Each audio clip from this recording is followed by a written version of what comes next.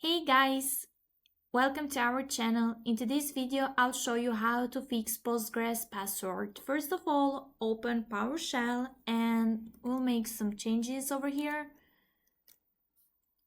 Okay, so let's start. Login, Postgres.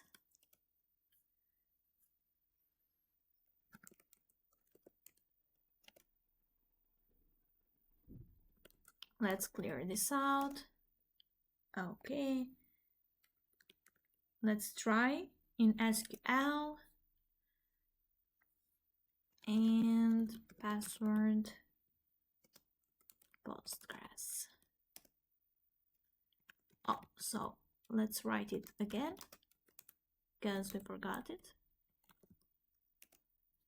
Okay, so as we can see, this one, we need to do it one time or twice and restart the PC so it can work in your terminal.